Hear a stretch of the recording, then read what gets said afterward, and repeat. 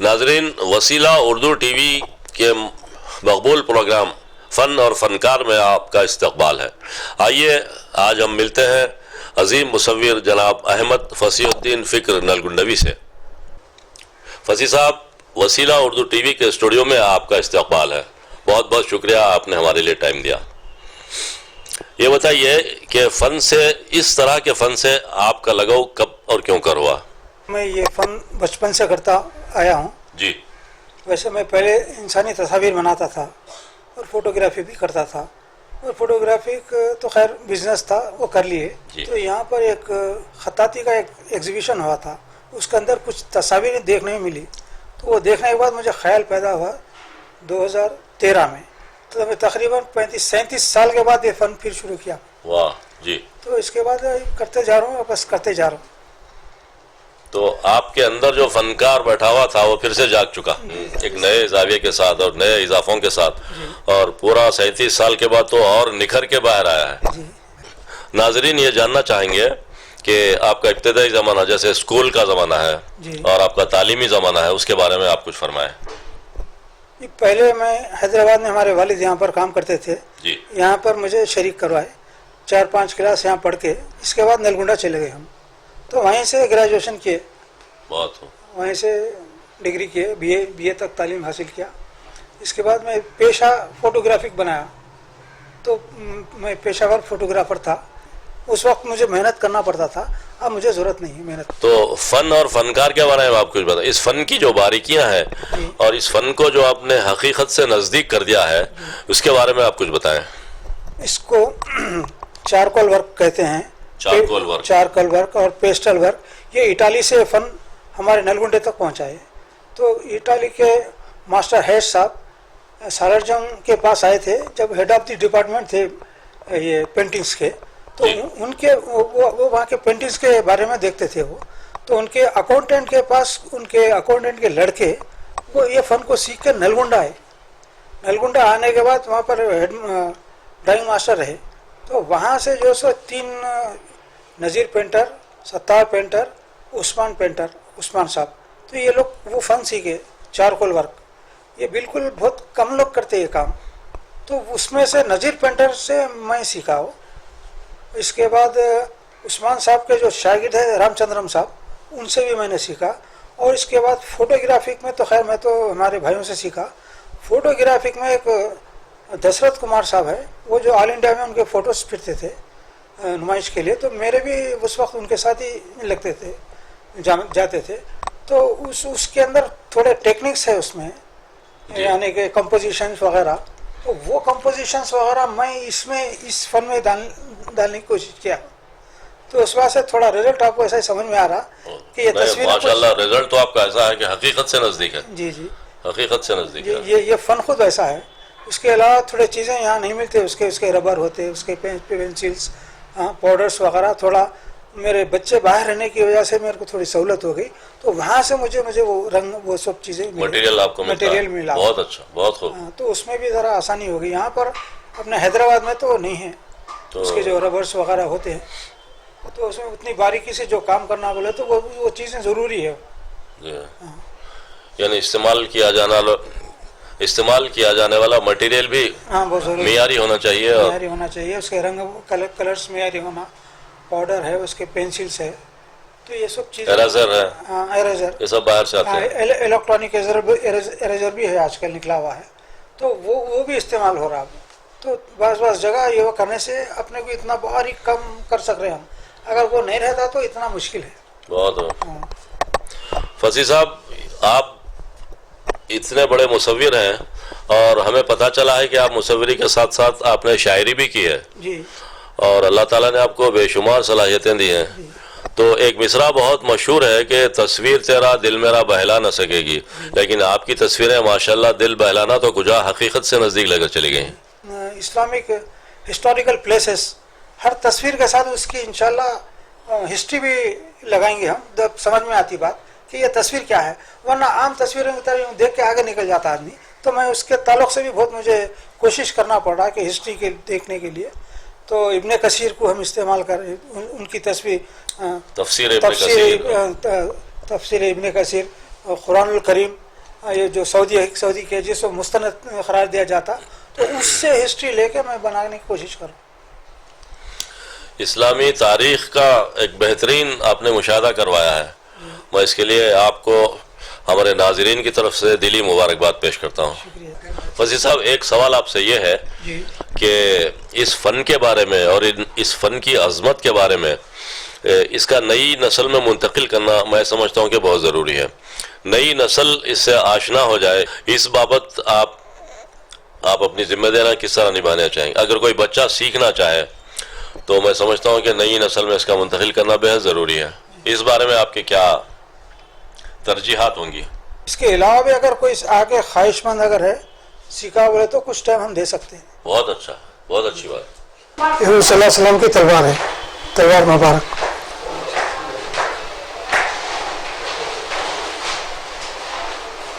حضرت عمر رضی اللہ تعالیٰ عنہ.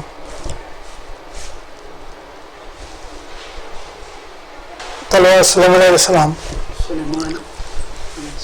سلیمان علیہ السلام.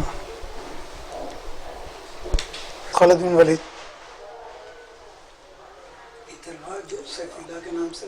اور جس سے یہ متصل ہے حضرت سودا علیہ السلام کا. ہاں یہ مسجد نبوی ہے، اس کے متصل جو حضرت عائشہ کا مکان ہے، حضرت سودا کا مکان ہے. یہ امیجنیشن سے بنائے. پہلے مسجد اس طرح سے تھی. وہ حضرت صالح السلام کی اونٹنی اس کنویں سے پانی پیتی تھی. بیچ میں دکھ رہا ہے چھوٹا کنواں ہے، وہ شمائل ان کا مقبرہ ہے. یہ قرآن میں ان کا ذکر ہے لیکن نام کے ساتھ ذکر نہیں آیا. یوشع بن نون، یوشع بن نون قرآن میں ذکر تو نہیں ہے لیکن ایک یوشع بن نون ہے. یہ لکھو یوشع بن نون. یہ یوسف علیہ السلام کے پوترے یا پڑ پوترے ہوتے ہیں. موسیٰ علیہ السلام کے ساتھ رہتے جو 12 سرداروں میں سے ایک سردار تھے. سنیں بعد میں بنی اسرائیل کی قیادت انہوں نے کی. ایک کنواں ہے مدینہ سے بدر کے راستے میں 80 کلومیٹر دور پہ پڑتا ہے.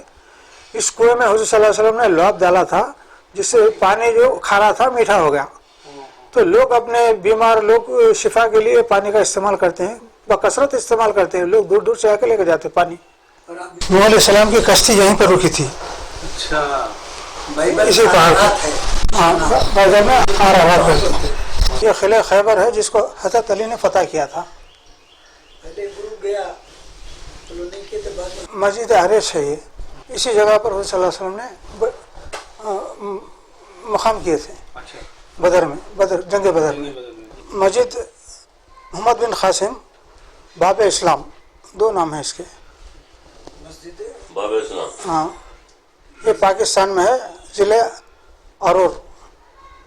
مقبرہ حضرت عزیر علیہ السلام. یہودی عزیر علیہ السلام کو بیٹا مانتے تھے. ہاں خدا کا بیٹا مانتے ہیں لوگ. اس کی تفصیل ہے. دیکھ رہے ہیں مقبرہ لوط علیہ السلام، لوط علیہ السلام. مسجد اقصی قبلہ اول. مقبرہ نوح علیہ السلام. آدم ثانی. مسجد اور مقبرہ یحییٰ علیہ السلام. یحییٰ یحییٰ علیہ السلام. مقبرہ یوسف علیہ السلام. پتہ نہیں کیا کیا ہے. یہ مسجد فتح ہے. وہ صلی اللہ علیہ وسلم اس جگہ بیٹھے تھے غزوہ خندق میں، اسی جگہ پر بیٹھے تھے. تو یہاں مسجد سبا بول کے ہے. تو یہاں 7 مساجدیں تھے، حضرت عمر کی، حضرت سلمان فارسی، حضرت علی کی. تو یہاں تمام مسجد سبا ہی بولتے. تو یہاں جو حضور بیٹھے تھے وہ جگہ ہے. مقبرہ ایوب علیہ السلام.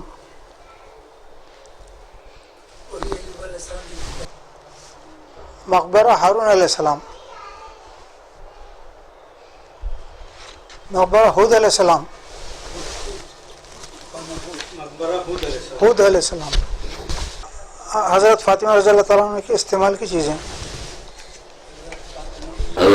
حضرت علی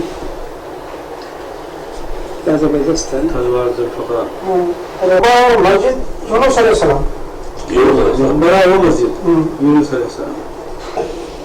حضرت لوط علیہ السلام جو ان کی قوم پہ پتھر کی بارش ہو رہی تھی تو اپنی بیٹیوں کے ساتھ اس غار میں پناہ لیے تھے. تو غار کے اوپر ایک یادگار بنی ہے. حضرت داؤد علیہ السلام کا عبادت خانہ دیکھیے اس زمانے میں وہ محراب تھا عبادت کرنے کے لیے. حضرت ابراہیم علیہ السلام یہاں پہ مسجد ہے جو فلسطین میں ہے جس میں حضرت ابراہیم علیہ السلام، اسحاق علیہ السلام، یعقوب علیہ السلام، یوسف علیہ السلام چاروں کے مزارات ہیں. مسجد صلح حدیبیہ، یہاں پر صلح حدیبیہ ہوئی تھی. ایک پرانی مسجد ہے، وہ نئی مسجد ہے. مقبرہ حضرت داؤد علیہ السلام.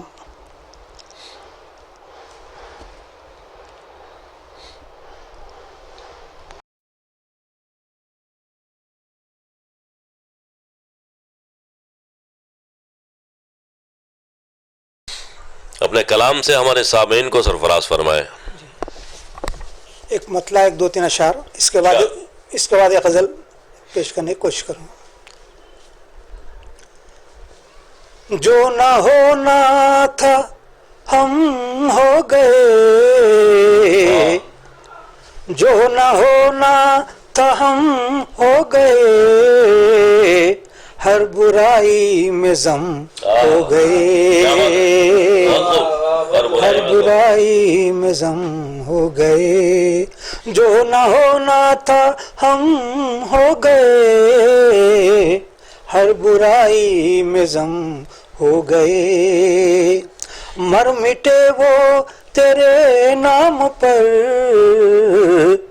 مر مٹے وہ تیرے نام پر، سر بسجدہ قلم ہو گئے. مر مٹے وہ تیرے نام پر، سر بسجدہ قلم ہو گئے. جو نہ ہونا تھا ہم ہو گئے. زندگی موت کے درمیان، زندگی موت کے درمیان، فاصلے کم سے کم ہو گئے، فاصلے کم سے کم ہو گئے. زندگی موت کے درمیان، فاصلے کم سے کم ہو گئے. جو نہ ہونا تھا ہم ہو گئے، ہر برائی میں ضم ہو گئے. ایک غزل پیش کر رہا ہوں صاحب. جن کو اپنی سنائی نہیں دیتی آواز، جن کو اپنی سنائی نہیں دیتی آواز، سن سکیں گے وہ کہاں آپ کی میری آواز. جن کو اپنی سنائی نہیں دیتی آواز، سن سکیں گے وہ کہاں آپ کی میری آواز. یہ تو سچ ہے کہ وہ بولا ہے نہ بولے گا کبھی، یہ تو سچ ہے کہ وہ بولا ہے نہ بولے گا کبھی. گونجتی رہتی ہے کانوں میں یہ کس کی آواز. یہ تو سچ ہے کہ وہ بولا ہے نہ بولے گا کبھی. گونجتی رہتی ہے کانوں میں یہ کس کی آواز. دل ہی دل میں بھی بہت سوچ سمجھ کر کہنا، دل ہی دل میں بھی بہت سوچ سمجھ کر کہنا صاف سنتا ہے کوئی آپ کے دل کی آواز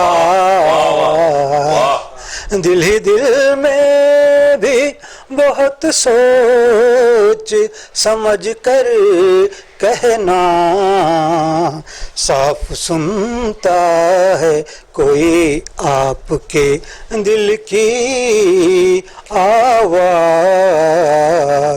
اس کی آواز سماعت پا گرا کب گزری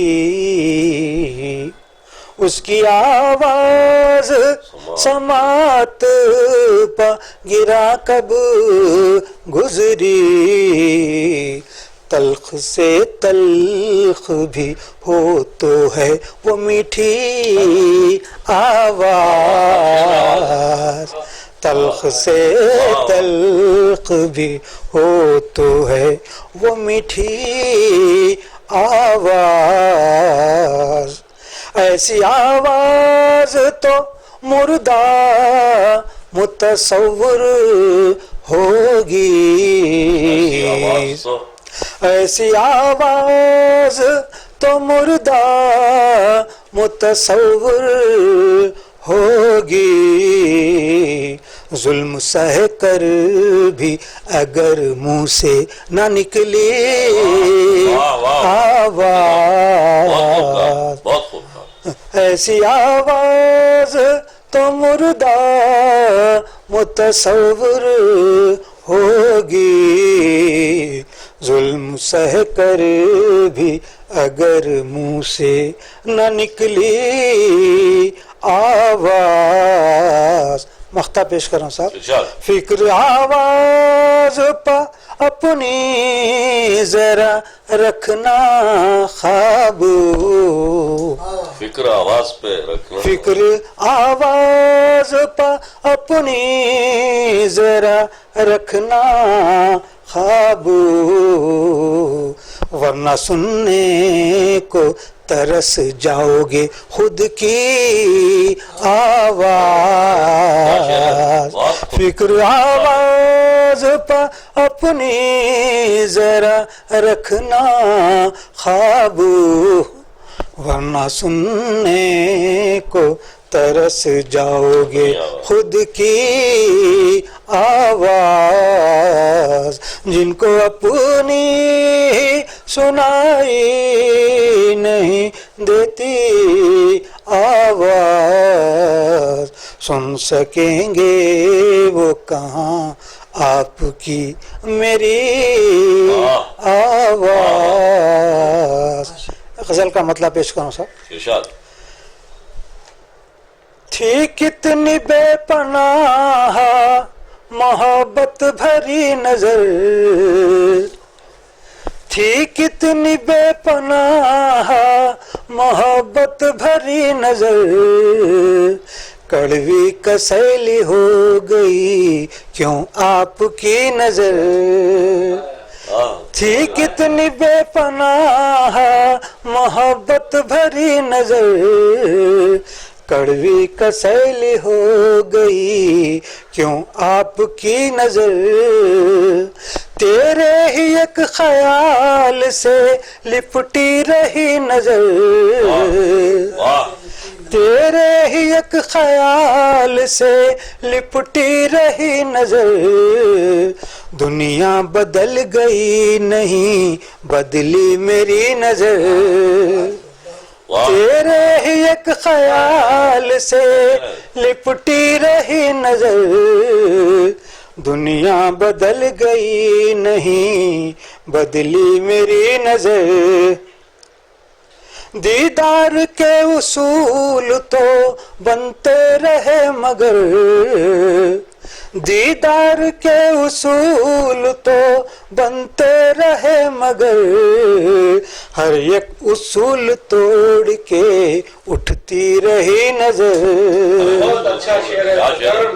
دیدار کے اصول تو بنتے رہے مگر ہر ایک اصول توڑ کے اٹھتی رہی نظر، جو جانتی نہیں تھی کسی بھید بھاؤ کو، جو جانتی نہیں تھی کسی بھید بھاؤ کو، محروم دید ہی سے وہی ہو گئی نظر، جو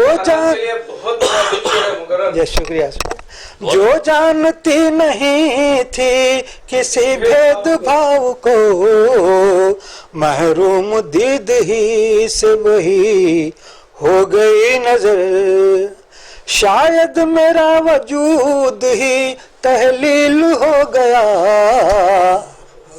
شاید میرا وجود ہی تحلیل ہو گیا، ہر سو تلاش کرتی ہے مجھ کو میری نظر، ہر سو تلاش کرتی ہے مجھ کو میری نظر۔ یہ ایوب علیہ السلام اتنا روئے تھے ان کی بصیرت چلی گئی تھی آنکھ کی، ہاں رو رو کے چلی گئی تھی۔ یہ دیکھیے صاحب، یہ شعر دیکھیے، یہ امتزاج عشق و نظر بھی عجیب ہے، یہ امتزاج عشق و نظر بھی عجیب ہے، جب اشک بہہ چکے ہیں تو بہنے لگی نظر، یہ امتزاج عشق و نظر بھی عجیب ہے، جب اشک بہہ چکے ہیں تو بہنے لگی نظر، تھی کتنی بے پناہ محبت بھری نظر، کڑوی کسیلی ہو گئی کیوں آپ کی نظر۔ شکریہ شکریہ۔ ناظرین، احمد فصیح الدین فکر صاحب کے ہمدم دیرینہ رفیق خاص جناب ظہیر صاحب بھی ہمارے ساتھ موجود ہیں۔ آئیے ہم فصیح صاحب کے فکر کے بارے میں ان سے کچھ جانتے ہیں۔ فصیح بھائی بڑے اچھے ہمارے دوست ہیں، جب انہوں نے پہلی طرف تصویر بتائی تو میں نے بہت ہی غور سے دیکھا اور اپنے کئی دوستوں کو لا کے بتایا۔ ان کی تصویر کیا ایسا معلوم ہوتا ہے کہ فوٹوگرافری ہے، مگر ہر فوٹو کے پیچھے انہوں نے جو ہسٹری جمع کی ہے، ہم لوگ قرآن سے حدیث سے لے کر ان کی معلومات دیتے رہتے ہیں تاکہ ان کے اور انکریجمنٹ ہو، اور کئی تصویریں ہیں جو آپ کے سامنے نہیں آئیں جو فریم کی گئی ہیں، اور بھی تصویریں ہیں جس کو دیکھ کر یقیناً اپریشیٹ کرنے کے قابل ہوگا، اور کافی لوگوں نے ان کو اپریشیٹ کیا ہے، اور میری دلی خواہش ہے کہ اور زیادہ سے زیادہ بیچارے رات میں بیٹھ کر اپنے بچوں کو چھوڑ کر، بیوی کو چھوڑ کر خود اپنی طرف اتنا ٹائم دیتے ہیں کہ جس سے تصور کرنا مشکل ہے کہ ایک آدمی اتنے عمر کے بعد، اور ہر چیز کے پیچھے ایک ایک ہم لوگ قرآن شریف دیتے ہیں، پڑھتے ہیں، سیرت پڑھتے ہیں، اس کے بعد یہ نقشہ بناتے ہیں، تو ہر تصویر کے پیچھے انہوں نے ایک سمری لکھی ہے جس کو یقین نہ اگر ایگزیبیشن میں رکھی جائے تو لوگوں کو نہ صرف تصویر کی اہمیت معلوم ہوگی بلکہ اس کے ساتھ ہسٹری بھی ہوگی جو قابل تعریف ہے۔ اور فصیح بھائی کی جو متانت، سنجیدگی اور خوبصورتی سے میں فصیح بھائی کو بہت بہت مبارک دیتا ہوں، اور خاص طور پہ وسیلہ ٹی وی والوں کو، تاکہ وہ لوگ اس کو ہمت افزائی کریں ان کی، اور ان کو زیادہ سے زیادہ ان سے خدمت لیں، اور پھر دوسروں کو پہنچائیں تاکہ وہ لوگ بھی اس میں دلچسپی لیں اور اس سے فائدہ حاصل کریں۔ خدا حافظ۔ بہت بہت شکریہ عالی جناب ظہیر صاحب اور جناب فصیح الدین صاحب، آپ نے ہماری دعوت پر لبیک کہا اور ہمارے اسٹوڈیو میں تشریف لائے۔ میں آپ احباب کا تہہ دل سے اور ہمارے تمام ناظرین کی جانب سے شکریہ ادا کرتا ہوں۔ السلام علیکم۔